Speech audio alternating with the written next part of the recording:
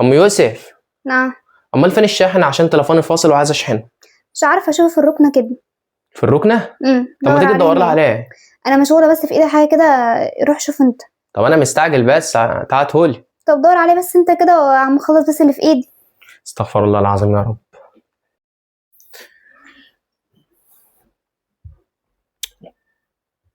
فين بس الشاحن؟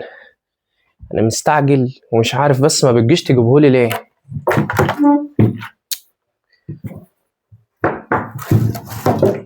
استغفر الله العظيم يا رب. لازما كده هو تحيرني بس. مش عارف انا اجيبه منين الوقت تاني. ده اكتر حاجه انا بكرهها والله العظيم، ده اكتر حاجه انا بكرهها. طب ما كنت تقوم تجيبهولي يعني، مش عارف. طب ما انا دورت هنا.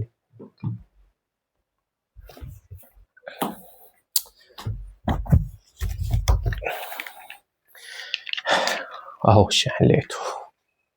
طبعا يا جماعه زي ما انتم شفتوا كده بقى، يعني هي قالت لي خش دور على الشاحن، وانا دخلت احترت ووقعت وخربطت وعملت. فما يعني لقيت الشاحن، بس يعني بعد ايه؟ يعني طبعا يا جماعه الحاجه ديت بتضايق الكفيف. الحاجه ديت يعني بصراحه ربنا كده انا اتخنقت واتضايقت، اللي هو انا كنت مستعجل وما كنتش فاضي ودخلت خربطت ووقعت وعملت.